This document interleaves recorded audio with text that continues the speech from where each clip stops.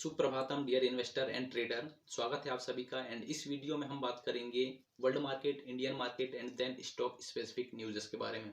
So that सबसे पहले बात करते हैं वर्ल्ड इकोनॉमी की, जहां पर क्रिसिल ऑर्गेनाइजेशन की तरफ से एक रिपोर्ट पब्लिश हुई है जिसमें एडवांस कंट्रीज जो हैं यूएस एंड यूरोजोन की, वहाँ पर जो इकोनॉमिक स्लोडाउन देखने को मिल रहा है उसके चलते स्मॉल बिजनेसेस पर हेविली इम्पैक्ट आ सकता है, जो कि 40% एक्सपोर्ट का मार्केट शेयर करते हैं। अगर ऐसा होता है उनको वर्किंग कैपिटल्स की प्रॉब्लम देखने को मिल सकती है। एंड इसी के साथ जो है 5 में से 1 कंपनी 20% जो स्मॉल बिजनेसेस हैं उनको वर्किंग कैपिटल को लेके बहुत ज़्यादा जो है प्रॉब्लम फेस करने को मिल सकती हैं। मार्केट से वर्किंग कैपिटल को जुटाने में प्रॉब्लम्स क्रिएट हो सकती हैं because of the economic slowdown. And यदि ऐसा होता है तो एक्सपोर्ट पर जो है काफ़ी ज़्यादा इफेक्ट पड़ेगा एंड जो इकोनॉमिक स्लोडाउन है वो और भी ज़्यादा लॉन्ग चल सकता है। So that this is not good for western countries. अगली न्यूज़ है फोर्ड मोटर की तरफ से, जिन्होंने जो है अनस्किल्ड वर्कर्स को फायर करने की बात कही है। उन्होंने कहा है कि हम कुछ ऐसे वर्कर जो कि अनस्किल्ड हैं उनको फायर करेंगे एंड इससे हमारी $50 बिलियन की कॉस्ट कटिंग होगी। सो दैट ये जो हमारी कॉस्ट कटिंग होगी इससे हमारे प्रॉफिट मार्जिन्स इंक्रीज होंगे एंड इसमें से कुछ फंड्स जो हैं हम इलेक्ट्रॉनिक व्हीकल्स के लिए जो है इन्वेस्ट करेंगे, जो कि all over the globe electronic vehicles की डिमांड बढ़ रही है एंड इसके साथ जो है कस्टमर्स फैमिलियर हो रहे हैं। सो दैट हम इसमें ज़्यादा अपना ध्यान देना चाहते हैं। इलेक्ट्रॉनिक व्हीकल्स का बिजनेस हम ज़्यादा ग्रो करना चाहते हैं। बाकी जो हमारे 2 बिजनेसेस हैं इंजन्स के एंड कमर्शियल व्हीकल्स के, वो जो है same as it is run करते रहेंगे। इससे जो है हमारे बिजनेस में बूस्ट देखने को मिलेगा एंड जो फ्यूचरिस्टिक टेक्नोलॉजीज़ है हम उनकी तरफ ज़्यादा ध्यान दे सकते हैं। आगे बात करते हैं इंडियन मार्केट की, जहां पर जैसे कि आपको पता है कि नरेंद्र मोदी यूएस विजिट पर हैं। वहां पर हमने आपको बताया था जनरल इलेक्ट्रिक एंड एचएएल की जो डील हुई है टेक्नोलॉजी ट्रांसफ़र के साथ 99 जेट मैन्युफैक्चरिंग करने की इंडिया में। इसी के साथ एक और डील हुई है जिसमें माइक्रोन टेक्नोलॉजी, जो कि 7th लार्जेस्ट प्लेयर है सेमीकंडक्टर मैन्युफैक्चरिंग का, वो भी इंडिया में मैन्युफैक्चरिंग प्लांट ओपन करना चाहते हैं। एंड जो माइक्रोन टेक्नोलॉजी है वो स्टोरेज टेक्नोलॉजी पर भी काम करते हैं, डायनेमिक रैम भी वो प्रोड्यूस करते हैं। सो दैट अगर ये कंपनी इंडिया में अपना मैन्युफैक्चरिंग सेटअप करती है तो इंडिया के सेमीकंडक्टर जो इकोसिस्टम है इसको बूस्ट मिल सकता है। एंड इसी के चलते, इसी कंपटीशन के चलते वेदांता एंड फॉक्सकॉन की जो डील हुई थी काफ़ी समय पहले उसको भी बूस्ट मिल सकता है, उनका भी जो वर्किंग है फास्ट हो सकता है एंड इंडिया में काफ़ी ज़्यादा एम्प्लॉयमेंट इस रीज़न से जनरेट हो सकता है and this is good for India.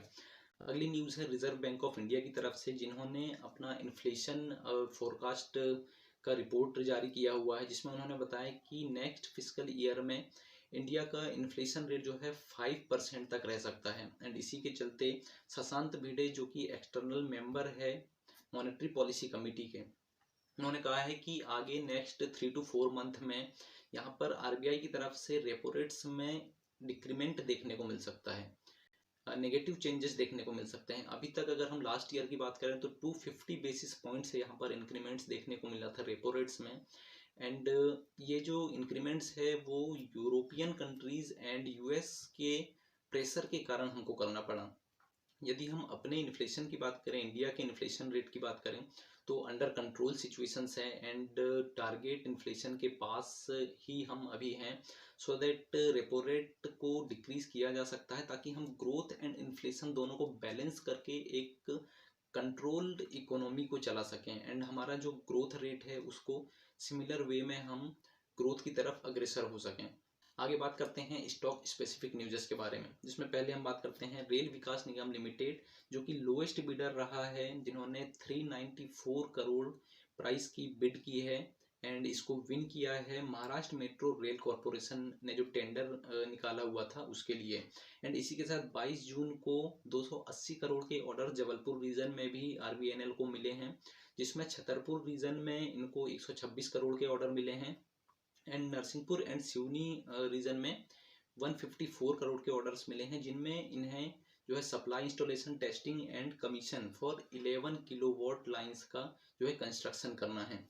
अगली न्यूज़ है इंफोसिस की तरफ से, जिन्होंने डेंस्के बैंक के साथ $454 मिलियन की डील की है एंड अपनी सर्विसेज प्रोवाइड करेंगे डेंस्के बैंक को। एंड इसी के साथ आईटी सेंटर जो है डेंस्के बैंक का इंडिया में, जहां पर 1400 से ज़्यादा एम्प्लॉयज़ काम करते हैं, उसको इन्फोसिस एक्वायर करने वाला है एंड वहाँ पर अपना ऑफिस सेटअप करके वहाँ से उनको सर्विसेज प्रोवाइड करने वाला है। So that it is good for IT sector also.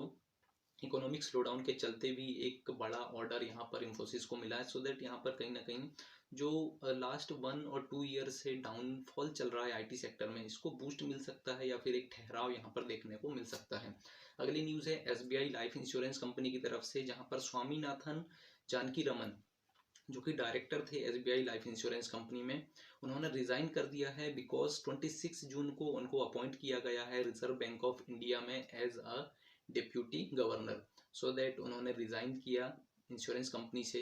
And इसी के साथ हम एंड करते हैं today's stock market news. This is Rishi Barode signing of.